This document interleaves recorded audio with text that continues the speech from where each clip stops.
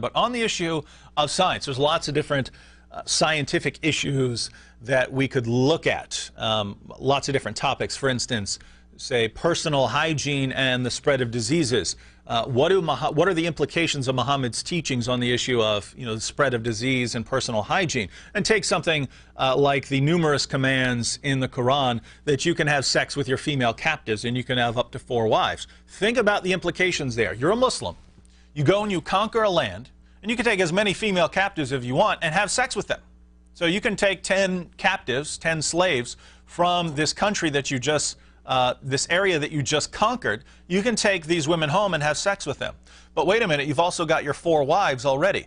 Think about the spread of disease. If any one of those women, one of those women that you just conquered has any sort of disease, you just spread that disease to all your wives. And any children that's now born from all your slave girls, your captives, and all your wives, those children could be affected by those diseases. So think about just the implications of something. Muslims think, oh, it's okay to have sex with all my female captives. I've conquered them, I've killed their husbands, so I have every right in the world, according to the Quran, to have sex with as many captives as I want. Think about where this could lead. This can be very dangerous to a society. So we can think of issues like the spread of disease and the implications of Muhammad's teachings. We can think of Muhammad's view of reproduction and how babies are formed and so on. I'll probably talk about that on the next program. But in this program, we're going to talk about Muhammad's view of the universe. Because this is an area where Muhammad said a lot of things. Muhammad said a lot of things about the universe and the structure of the universe and stars and the earth and so on. And this allows us to investigate this, to see whether Muhammad was right or not. And when we do this, we find Muhammad was wrong on almost everything he said. The only things he was right on are things where it was something that everyone knew. Should we go into some examples? Yes, if we just have some points, let's start with point number 1. For an example, I read about where is the sun goes, sits, and where is the sun rise, and goes to a whale. Yeah, and actually, oh yeah, the whale. Yes. Let's actually start. Let's start at the bottom. At the bottom, what's under everything? Because if you put the various passages of the Quran and some from the Hadith together, you get Muhammad's picture of the universe. So if we're talking about Muhammad's universe, Muhammad's view of the universe, we can actually put all these passages together and see what Muhammad believed about the structure of the entire universe. And then we can say, all right, is it right or wrong? Did Muhammad get it right, or did he get it wrong? Now, if in the 7th century Muhammad had a correct view of the universe, I'd say that's some good evidence for Islam. The question is, did he? Now, we'll start off with Quran 68:1, which just begins with a simple word, nun, which can mean various things. But when we go to the early Muslim commentators, Muhammad's companions, and we ask them what this word nun was referring to, it's very interesting. It referred to a giant fish or a giant whale that was at the bottom. And the earths were actually stacked up on the back of this whale.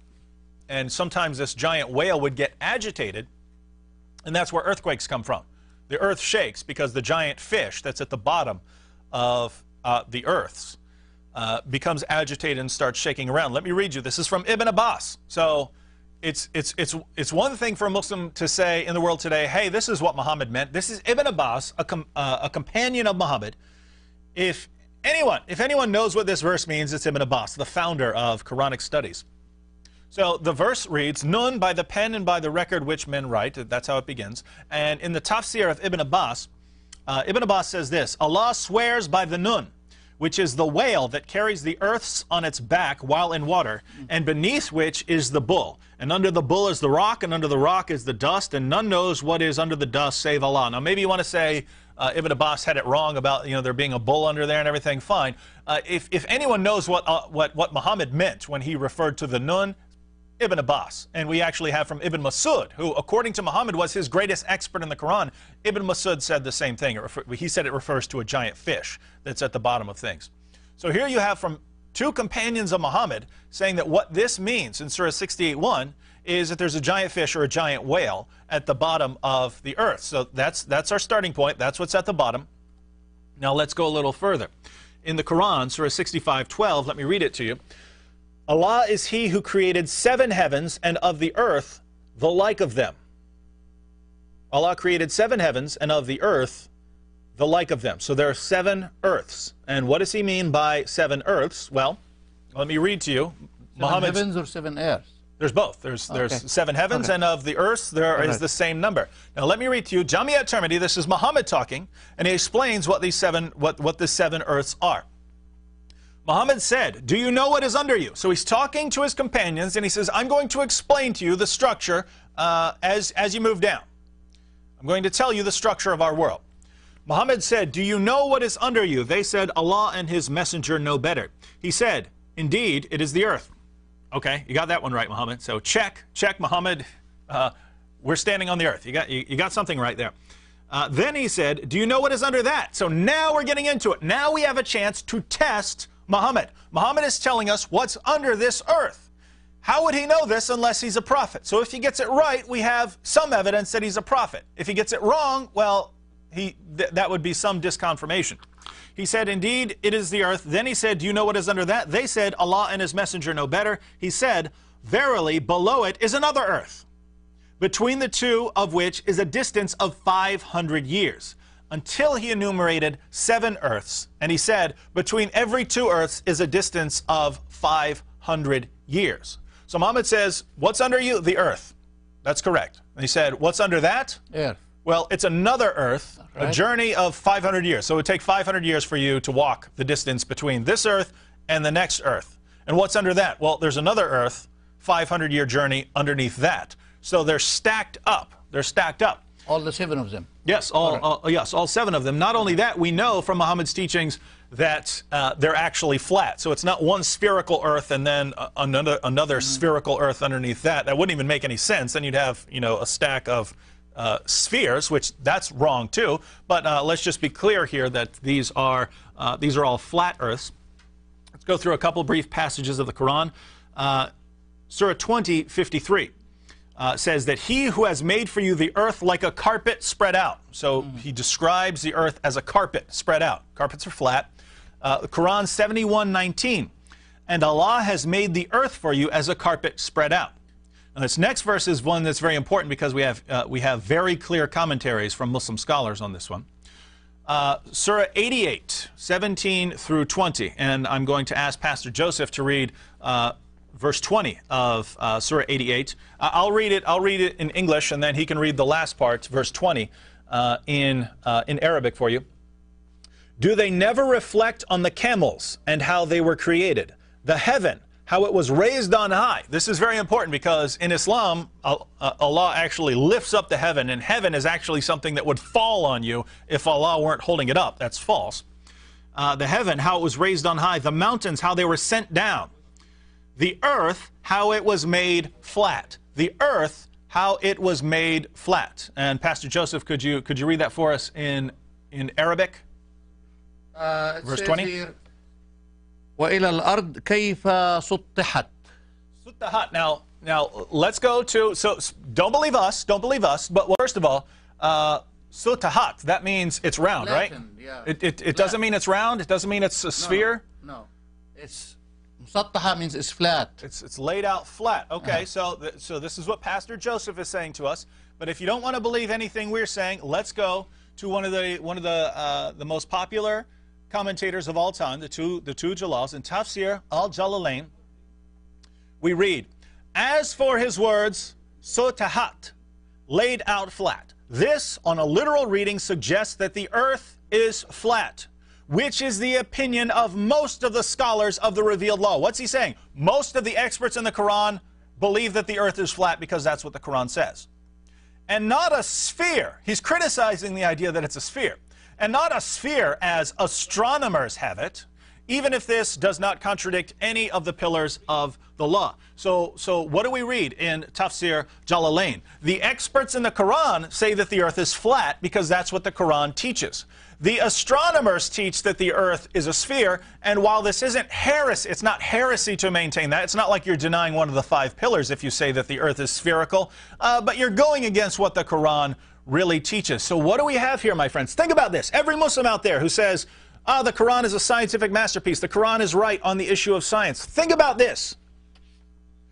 The experts in the Quran were wrong about the shape of the earth. Why? Because they believed in the Quran. But if what you're telling me is correct, shouldn't they have been right? Shouldn't they have got it right? Shouldn't the Quran have been clear? But it wasn't. It was the astronomers are saying, no, the earth is a sphere. It's a sphere, it's a sphere. And the Muslim scholars are saying, no, that's not what the Quran says. The Quran says it's flat. Therefore, it must be flat. What we find in Islam is that whenever Muslims actually go off what the Quran says, it's wrong. It's almost always wrong. What Muslims do is they wait until science figures things out, and then they try and reinterpret the Quran to fit in with that. And so once it's known that the earth is a sphere, then they try and reinterpret every Quran verse. But if you just go what the Quran says, the Quran will lead you astray on the issue of science. And again, if what Muslims are telling us, the Quran is right on the issue of science, it should have been right. It shouldn't have said the earth is laid out flat. So let's take some calls. Okay, and we'll go more into this because we have the structure of the whole universe. We've got the Earth, then we've got what's out on the side of the Earth, and what are the stars and the planets, the moon, the sun. Go to the Quran, chapter 36, verses 38 through 40, and read with me. Chapter 36, verses 38 through 40. And the sun runs its course for a period determined for it. That is the decree of him, the exalted in might, the all-knowing. And the moon we have measured for it mansions to traverse, till it returns like the old and withered lower part of a date stalk. It is not permitted to the sun to catch up the moon, nor can the night outstrip the day. Each just swims along in its own orbit according to law. So what picture do we get here of the motion of the sun and the moon? Well, they each have their orbit, and they're kind of chasing each other, but they can never catch each other. So you have the Earth, you have the sun and the moon chasing each other in their orbit around the Earth. They can never quite catch each other. Is this accurate? Is this an accurate picture of the movement of the sun and the moon? Not at all. Not at all. Not one bit. The sun is a long way away from the moon, and they can never catch up to each other because they're really far apart, and they're not chasing each other around the Earth. It's the Earth going around the sun and the moon going around the Earth. But the author of the Quran obviously did not know this. Now, so you've got the sun, and it's going around the Earth. Well, what happens to the sun? Because obviously, you know, there's light and then there's dark. What happens? Where does the sun go? Fortunately, we find out in the Quran. There's a famous passage in the Quran, Surah 18, verses 83 through 86. They ask thee concerning Dhu-al-Qarnayn. Most commentators believe that refers to Alexander the Great. They ask thee concerning Dhu-al-Qarnayn. Say, I will rehearse to you something of his story.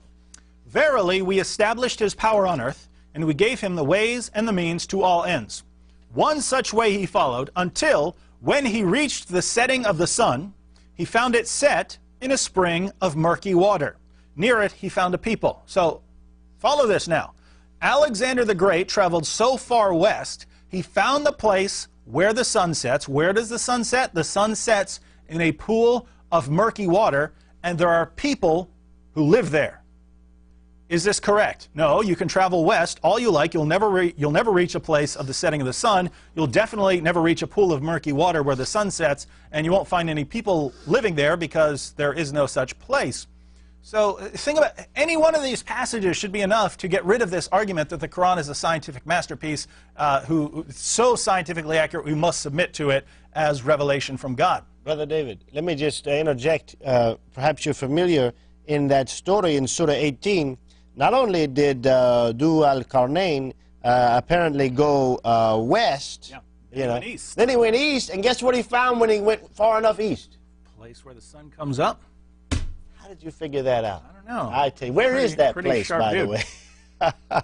And interestingly, in the history of Al-Tabari, At-Tabari gives a story about Muhammad when Muhammad was discussing this issue of where the sun goes down. And if you'd like to know the full position that's not in the Quran, there are actually 360 pools out there. There are 360 pools. Oh, no, 180 pools. 180 pools out there. And the Quran, and the sun goes down into a different one each day for a cycle of 180 days and then starts again. So very interesting position, very interesting theory. Of course, Muhammad's companions couldn't test it to see whether it's right. They believe he's a prophet, so they believe there must be 180 pools out there, and the sun sets in a different one each day. They must believe there's a giant fish down there. Muhammad says that's where earthquakes come from. They must believe there are 7 earths stacked up. They can't look under the earth to see what's under there. Problem is, eventually we can. Eventually we can investigate these things, and every time we can, Muhammad turns out to be completely wrong. You know why you're wrong? I'll tell you. One time I was ministering to a very fundamentalist Egyptian Muslim down in North Carolina, and he was talking about Muhammad splitting the moon. You know, here's another natural thing that we can talk about. And I said, you know, it's interesting. There was all kind of people at that time that could have observed it, and nobody did. And he's like, oh, well, it happened. And I said, well, nobody's ever found evidence. Well, that doesn't mean that they won't one day find evidence. So the answer to your problem, David, is one day scientists will find those 180 pools into which the sun goes every other day. What do you think? And actually, this is completely false. Yeah. We know historically where miracle reports from Muhammad came from. Muhammad went out. Well, Muslims went out. They started preaching to Jews and Christians. They said, "Hey, believe in Muhammad." And the Jews and Christians say, "Well, what miracles did he perform?" And the Muslims said, "Well, he made a book. It's got some lovely calligraphy in it." And the Christians and Jews said, "What? We're used to Moses parting the Red Sea and Jesus raising the dead, and you're saying lovely calligraphy? What in the world are you talking about?" And all of a sudden, Muslims started coming back with these lovely stories about Muhammad. Yeah. Find me one that comes within a century of Muhammad's time. No, these stories come much later. And over time, you go from the Quran, where Muhammad didn't perform any miracles, to books like Ibn Ishaq, where he performed a couple, until you get to sources 300 years after the events, and all of a sudden Muhammad is performing thousands of miracles. There's a clear evolution there, but don't expect us to believe it. Your earliest source, the Quran, says over and over again that Muhammad could not perform miracles, and interestingly enough, the Quran itself refutes the claim that Muhammad split the moon. How does it do this? Well, the passages where the unbelievers challenge Muhammad to just perform one miracle, these passages were revealed after Muhammad supposedly split the moon in the sight of all the Meccans. So Muhammad supposedly splits the moon in the sight of all the Meccans, and then a couple years later, they're saying, how come you can't produce a miracle like the prophets of old did? And Muhammad doesn't say, what are you talking about? I split the moon. Not what he says at all. He says, I haven't been given miracles. And that was one of their gods, so surely they would have seen it. Oh, I mean, people would have seen it all over the place. Yeah. They kept very detailed records absolutely. Of astronomical phenomena. They definitely would have kept tons of records of something like splitting the moon. The Jews blocked it out. It's conspiracy. The Jews. It was a Jewish conspiracy, my friends. You got to do something about those Jews. The Zionists. Go ahead, David. All right, let's keep going. We'll go through a couple more passages and we'll kind of wrap things up. The Quran, chapter 37, verses 6 through 7. We have indeed decked the lower heaven with beauty in the stars, for beauty and for guard against all obstinate, rebellious, evil spirits. What are the stars for? What are the stars for, according to the Quran? They're for beauty. No problem there. I have no problem with God creating stars just for beauty. And for guard against all obstinate, rebellious, evil spirits. The stars protect heaven from evil spirits that try to sneak into heaven, so they should not strain their ears in the direction of the exalted assembly, but be cast away from every side, repulsed. For they are under a perpetual penalty, except such as snatch something away by stealth, and they are pursued by a flaming fire of piercing brightness. Let me read one more passage here. Along the same lines, there are actually 5 of these passages in the Quran. Surah 67:5 is one other. And we have from of old adorned the lowest heaven with lamps. And we have made such lamps as missiles to drive away the evil ones, and have prepared for them the penalty of blazing fire. What are stars? So Muhammad's telling us something about science. He's telling us what stars are. And what are stars? According to Muhammad, stars are missiles that God uses to shoot demons down when they try to sneak into heaven. And occasionally a demon does sneak into heaven. He hears something from God. He tries to run away, and God hurls a star at the demon, so the demon is pursued by a light of piercing brightness. We know from the Hadith, we know from Sahih Muslim, that Muhammad believed this was a shooting star. So think about this. Think of the tremendous errors in here. One, according to Muhammad, shooting stars are actually stars that have been hurled. No, they're not. Shooting stars are often little specks that that hit the Earth's atmosphere, and they cause a bright light. Muhammad thought they were actual stars that had been hurled at demons. They're not. That's what the Quran says, and it's totally, totally wrong. Stars are not shooting stars. They're two completely different things. People during Muhammad's time thought they were the same thing, but people during Muhammad's time, like Muhammad, were wrong.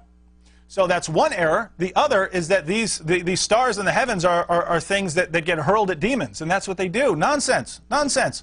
What sense does it even make to say that God picks up a star and hurls it at a demon who's trying to sneak into heaven? Is this what you really believe in the universe? Where do we ever see this? Where do we ever see a star shooting across, shooting at someone, shooting at a demon or something like this? What sense does it make to say that a star, which is a physical object, hits an immaterial demon? What sense does any of this make? It makes absolutely none, and that's what we read in the Quran. So Muhammad, once again, is telling us about something about the structure of the universe, and eventually we can test it. Eventually we figure out what shooting stars are. Eventually we learn more about the structure and what stars are.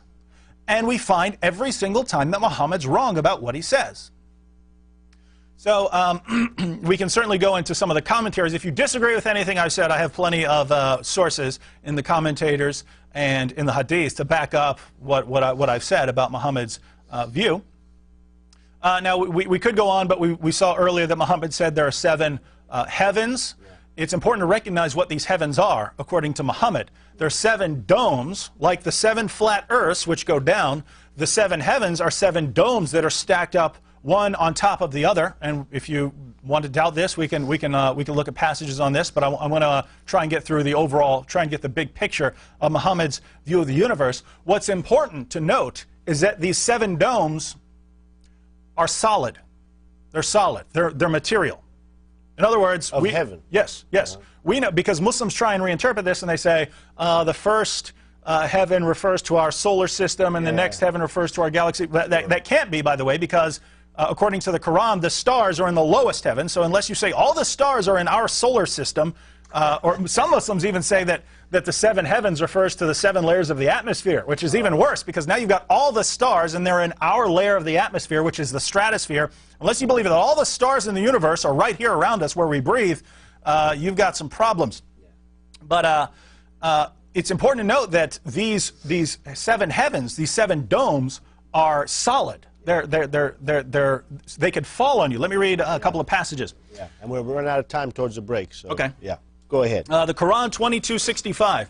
Do you not see that Allah has made subservient to you whatever is in the earth and the ships running in the sea by His command, and He withholds the heaven from falling on the earth except with His permission? Most surely is Allah compassionate, merciful to men. So what keeps the heavens from falling on the earth? Allah is holding them up. So they're solid. They're something that have weight and would fall on us. The Quran 34:9. See they not what is before them and behind them of the sky and the earth? If we wished, we could cause the earth to swallow them up, or cause a piece of the sky to fall upon them. So you've got the heavens that Allah is holding up, keeping from falling on the earth, and every once in a while Allah can allow a piece of it to fall on the earth. Is this right? I'd say no. And finally, let me read one passage from the hadith, and then we'll have to go to a break. Sunan Abu Dawud, 4705. So you've got the 7 solid domes that are over the earth. Now we have Sunan Abu Dawud, 4705. If you want to know what's above that, what's above the 7th heaven, here you go. According to Muhammad. Muhammad said, above the 7th heaven, there is a sea, the distance between whose surface and bottom is like that between one heaven and the next.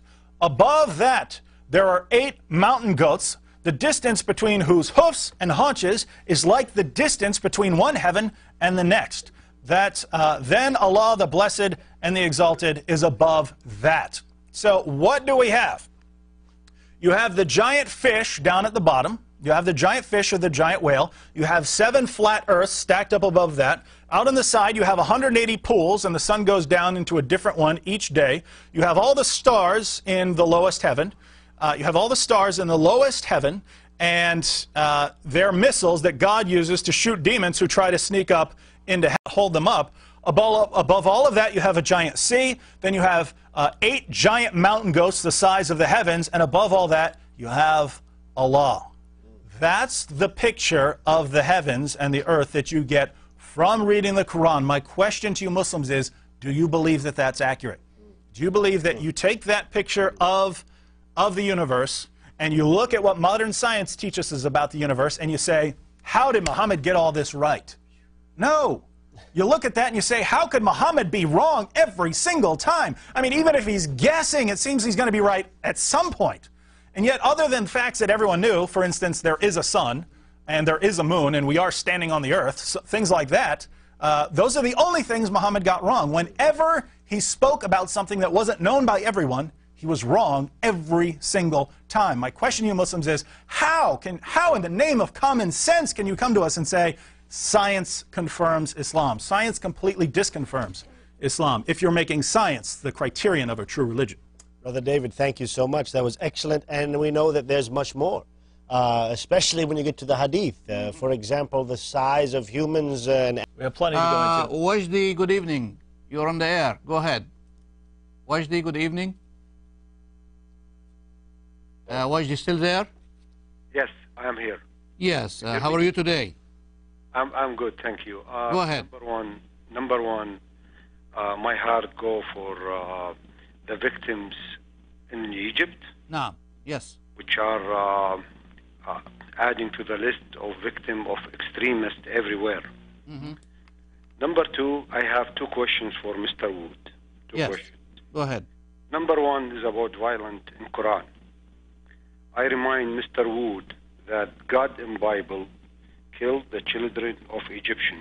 Mm-hmm. God in Bible ordered Joshua to enter Jericho and killed everybody there, including baby in their cradles.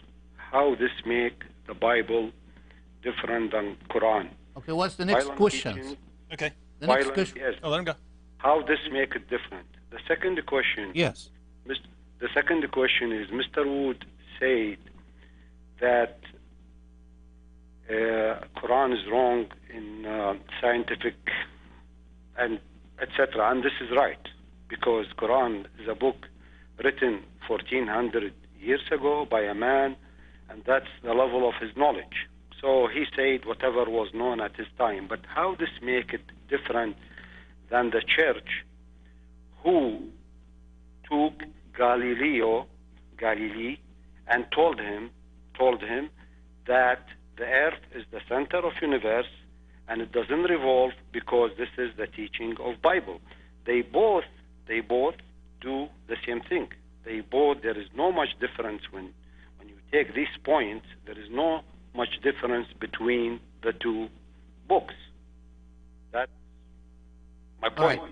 Thank you. Okay, yes, very, very, very good questions, and I appreciate you being respectful and actually these are very important questions. First of all, violence in the Quran and versus violence in the Bible.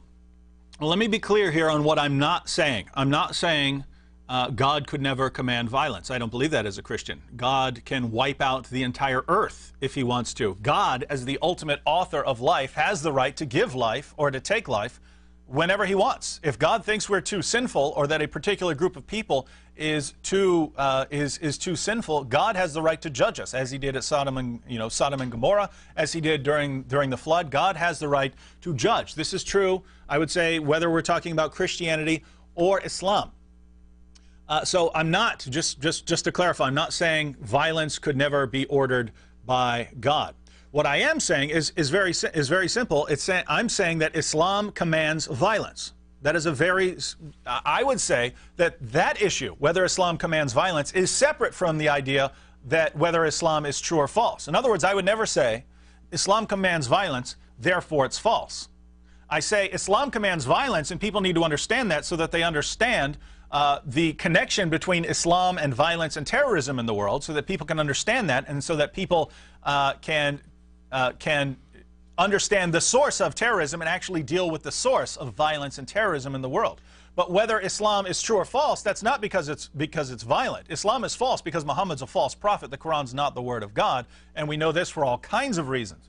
So just to clarify here, I'll say it again just to be clear. Not saying that God could never command violence. I believe God could judge anyone he wants to judge. And so I wouldn't say that Islam is false because it commands violence. I say Islam is false because of other reasons. My point in pointing out that Islam commands violence is so people understand when someone tries to bring down a plane here in the United States, why is that person doing it? It's not because that person met the wrong, he was in with the bad crowd when he was growing up or later on. It's because people pointed out to him, this is what Islam commands and this is what you need to do as a Muslim. Now, you've pointed out there is another difference between violence in the Bible and violence in the Quran. Violence in the Bible is what we say that violence in the Bible was descriptive rather than prescriptive. It describes how God acted in the past at some point. It doesn't tell me to act violently today. So if you take Joshua judging the people in the land of Canaan at the command of God, I've never heard a Christian who says, Joshua judged the people. Joshua was commanded to cross the Jordan and judge the people there. Therefore, I have to do that. The Bible says, cross the Jordan and fight the people there. Therefore, I have to do that. It would never occur to a Christian to say that. Why? Because that's what Joshua was commanded. That's not what was commanded to me. So as a Christian, what am I commanded? What are the commands that apply to me today? I am commanded to love everyone, even my enemies. I am commanded to harm no one. I am commanded that if my enemy is hungry, I should feed him. I am commanded to honor everyone, to do good to everyone, to love everyone, even those who persecute me, to do good even to those who hate and persecute me. So as a Christian, what are the commands that apply to me? I'm not commanded to go and fight the Canaanites. That's what Joshua was commanded for a time under the judgment of God. That's not what Christians are commanded today. We are commanded to live in peace with everyone. Now we turn to the Quran. Was this violence only commanded for a particular time? No, this is the Quran, and it says, fight those who believe not in Allah. It's not saying, Muhammad, just you fight them. This is a command to Muslims, and Muslims are people who, according to the Quran, fight, and therefore they kill and are killed. This is true of Muslims. And when we turn to the Hadith, Muhammad says, fighting is so central to Islam that Muhammad says in Sunan ibn Majah, if you stand before Allah and you don't have visible wounds on your body from fighting the unbelievers, you meet Allah with a deficiency. You're not a complete Muslim unless you stand before Allah and you've got gashes on your body for fighting against the infidels. So if we ask ourselves, what's the difference between violence in the Bible and violence in the Quran? Violence in the Quran is commanded to Muslims of all time. Violence in the Bible served a specific role at a specific point in history, but it's not commanded to people of all time. It's not commanded to me. So if I'm sitting here and there's a Muslim sitting here beside me, that Muslim is commanded to fight me. I am commanded to love him and to do nothing but good to that Muslim. Now, your other issue, I'm amazed that you admitted that the Quran is wrong on science. I agree with you. You said that Muhammad was, he's speaking in the 7th century. We wouldn't expect Muhammad to be accurate on everything he says. And actually, I agree with you completely. And I'll be honest here. It would never occur to me to say, the Quran is wrong on science, therefore Islam is false.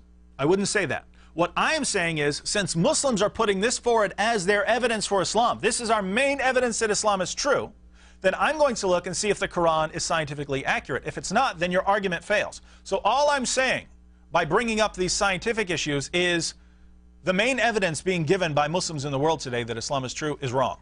So go and get another argument. So I'm not saying Islam is false because Muhammad was wrong on practically everything he said about science. I agree with you completely. A man in the 7th century, I would not expect him to have a modern scientific worldview.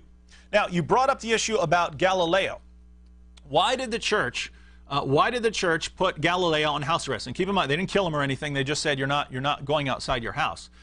This was an incident with the Catholic Church, and a lot of people have a misunderstanding about this. They think that Galileo was since he had a different view of the world, that the Catholic Church said, hey, you disagree with us, therefore you're going to be put on house arrest for the rest of your life. That's not what happened. That's not what happened at all.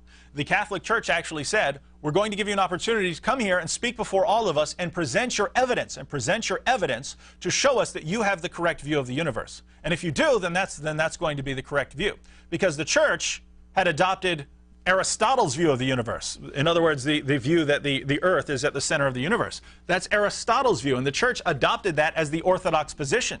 But when Galileo came along and said, I can show that that's not how it is, the church said, well, come in and show us. If you've got it right, then you've got it right. So the church was actually open to alternative scientific views, and it came down to, wait a minute, Galileo, if you're right, then the earth is spinning at 1,000 miles an hour right now. It doesn't, can you give us any evidence that we're spinning really, really fast? Because it doesn't feel like we're spinning really, really fast. And Galileo could not give an answer. It wasn't until Newton came along later that they understood inertia. And even though we're spinning at 1,000 miles an hour right now, it can feel like we're not moving. So the church actually offered Galileo the opportunity to present and defend his views. He actually couldn't defend them at that time. Later on, people could defend them, but Galileo couldn't. So they said, all right, you had your chance. You had a chance to show us we're wrong, and you failed. What did Galileo do? Galileo went and published a book mocking the views of the Pope. He started mocking the Pope and making the Pope, he portrayed the Pope as a complete idiot. He actually put the words of the Pope into his books and made the Pope seem like a complete idiot. Well, the Pope said, fine, if you're going to do that, then you're going to be put on house arrest. So this wasn't because the church was against science or anything like that. It was for mocking the Pope. So just to sum up here, the points you've drawn, they're not parallels between, and by the way, there's nothing in Christianity that doesn't teach that, that you would ever persecute someone for their scientific views. But to clarify, as far as Islam is concerned, Muhammad said things that are totally false with regards to science, and you have agreed to that. You and I have also agreed that we wouldn't say Muhammad has to be a false prophet because he didn't have a modern scientific worldview. We're on the same page there. All I'm saying is Muslims shouldn't be arguing based on science, and it seems to me that you're in agreement on that point, that Muslims shouldn't be using this as their evidence. They have to get their evidence from somewhere, and that's really my only point in all of this. All right, we have some calls here. Let's take a call now from Osama. Good evening, Osama. Go ahead. Hello, good evening. It's good to be with you guys. A wonderful program. God bless you, and God may use you in a more powerful way as years to come. I'd just like to add to what my dear brother said concerning the killing in the Old Testament. The Bible clearly teaches that God is not a God of favoritism. God treats people all the same.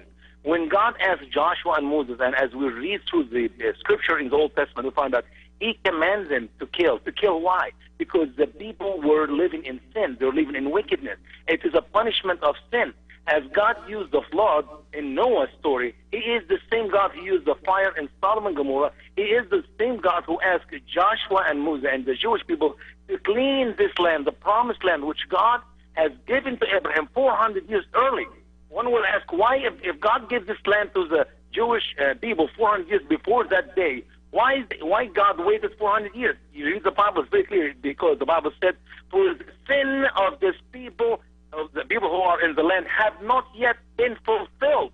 The time will come where I will punish them for their sin. And it is the same God who commanded Moses and Joshua to kill these people, to clean the land.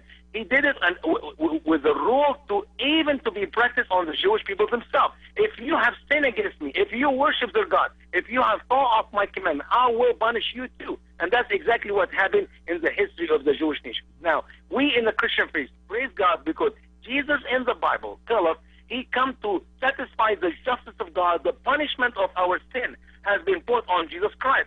And when Jesus went to the cross, he died for the sin of the world. Therefore, we were never found in the teaching of the apostle, of the teaching of Jesus, that if somebody sinned from now on, you go ahead and kill them. No. Actually, the clearly teaching of Jesus is to love even our enemy, the Muslim. For the sin has been punished on Jesus' flesh on the cross. We no longer kill anybody because he died for our sin. Now, when Muhammad comes 600 years later, what did he come to do? To kill who? The Christian. Those who trust in Jesus Christ, those who believe in Jesus Christ. We could not find anywhere in planet Earth today where Muslims are killing Christians that the Christians have done anything wrong.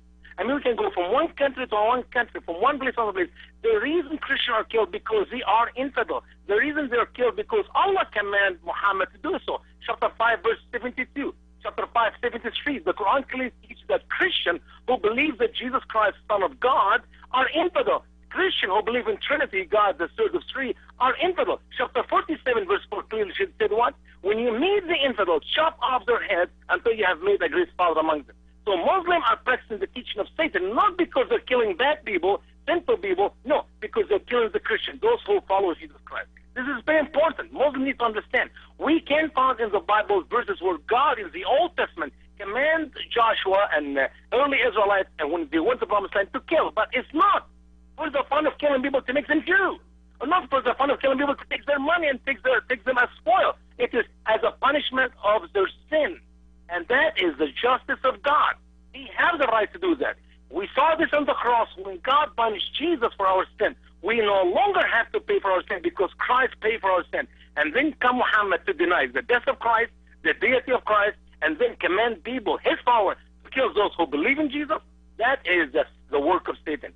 And this is the end of my conversation. And by the way, Muslim will come to the program to change the topic. Don't give them the opportunity. Please continue with the policy of Muhammad teaching concerning whatever the topic you were talking about today. Obviously, the earth is flat and it's set on the big fish or big whale. All right, brother. Thank you. I'd just like to say I agree with you concerning your views of the Old Testament, because people look and they say, hey, there was violence in the Old Testament. This is totally different from what we find in the New Testament. Actually, it is a similar picture in that in the Old Testament, God would give people opportunity after opportunity after opportunity to repent.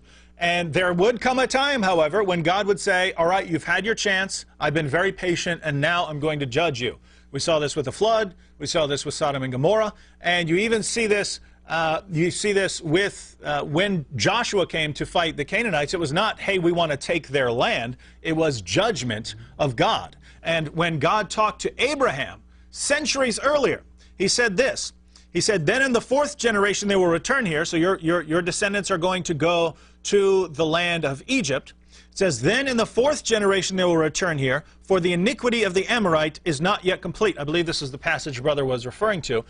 You're going to come back. You're not going to take them now. I'm not going to give you the land now. Why? Because they still have an opportunity to repent now. Their sin has not yet reached what it needs to reach before I send judgment down upon them. And guess what? That's the same picture we have in the New Testament. Not that we're going to be judged by an army coming from another land, but that God is being patient with us now, giving us every opportunity to repent, but that if we reject God's offer, we will eventually be judged. So we find the same picture. We have a call from Iman. Good evening, Iman. You're on the air. Go ahead. Iman? Iman, are you there? Yes, go ahead. Yeah, hello. Hello, good evening. Good evening. Go ahead. I've heard that there are many copies of the Bible, but there's only one copy of the Quran. There's a lot of verses of the Bible, but only one copy, one verse of the Quran. That's the only question you have? Yes. Okay, thank you very much. We will answer that. Thank you, Iman. You say you heard that, and you heard wrong. Yes, there are many copies of the Bible, and there are many copies of the Quran. Maybe what you meant is there are many manuscripts, ancient manuscripts of the Bible. That's true, and there are many ancient manuscripts of the Quran. Now, what we find in Christianity is that Christians acknowledge that there are differences in the manuscripts. We never find any major Christian doctrine affected by any of these differences. And the thing is, Christians are honest about this. You can go into any Christian bookstore and you can open up the history of the text of the Bible. And what we find in Christianity is that since we preserve so carefully our manuscripts, we can almost always find the original reading. So what this means is, so let's suppose I make a book, and you copy it, and then your friend copies it, and then someone else copies it, and Pastor Joseph all make a copy of my book. Well, maybe one of you makes a mistake in writing down a verse, and you spell a word differently or something like that. What textual criticism allows us to do, in other words, when we compare the manuscripts, is it allows us to say, wait a minute, Iman made a copy, and someone else made a copy, and someone else made a copy, but Pastor Joseph's has a different word there. Well, which one goes back to the original? Obviously, the one that agrees with the majority and not the one where one person disagrees. So because we have so many manuscripts of the Bible,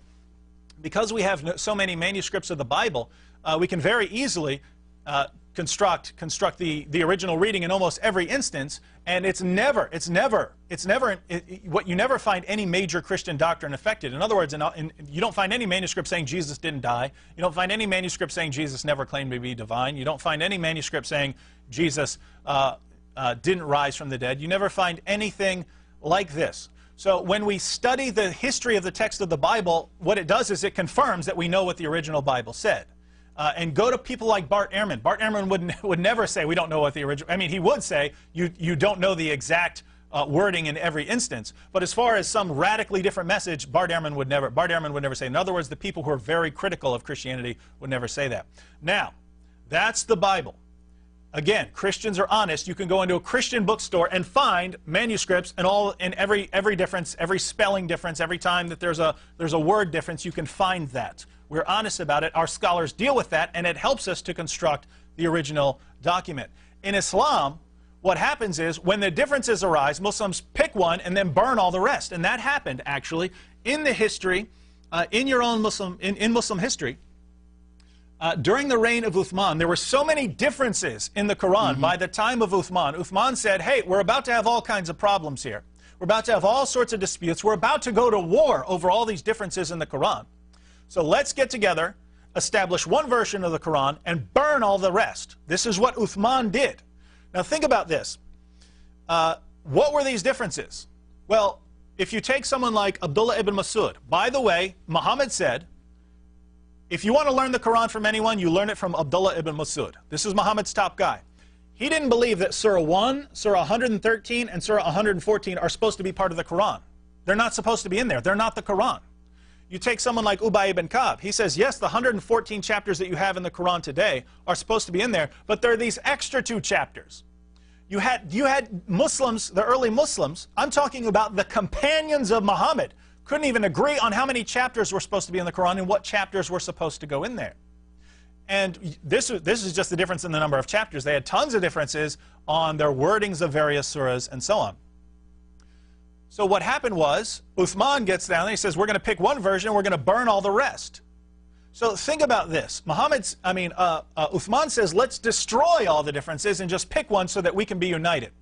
And even after that, there were tons of differences. There are tons of differences in the manuscripts of the Quran. And you could pick up manuscripts of the Quran today and compare them, and there are differences. But what we find in Islam is that Muslims deny it. They say it never happened. They say the Quran was handed down and Muslims copied it perfectly and there's never been any differences or variants. That's absolute nonsense. So what we find, and by the way, this is just a general rule. Anytime human beings are copying a document, human beings are going to make mistakes. When human beings write documents by hand, they're going to make a spelling mistake. They're going to do things like that. That's true in Islam. That's true in Christianity. Anytime human beings are involved, human beings are going to make mistakes. But what we find is that Muslims completely deny all the evidence and just stomp their feet and say the Quran's been perfectly preserved when it hasn't. And if you'd like to go into more detail on this, we can go into a ton of detail on all missing chapters of the Quran, missing verses of the Quran, missing phrases from the Quran. Tons of stuff came up missing from the Quran. Over 2/3, in fact, over 2/3 of Surah 33 came up missing. The people who had it memorized died in battle, and Muslims just couldn't find what made up the entire surah. So what we find, just to sum up, yes, there are differences, there are copyist mistakes and so on in the manuscript traditions of both religions, but Christians preserve the manuscripts so that we can compare them and figure out the original reading. Muslims burn theirs, and then we can never get to the original reading, and it's all in an effort to deceive believers into thinking that their books have been perfectly preserved. And I'd just like to say, your leaders, your imams, your sheikhs, and so on, they know this. They know that the Quran has been changed over and over again, because they know what Sahih al-Bukhari and Sahih Muslim and Sunan Abu Dawud and the rest of the Muslim sources say about all the verses that came up missing, all the verses that were destroyed, and so on. They know about this. So why do they tell you that the Quran has been perfectly preserved? Why do they lie?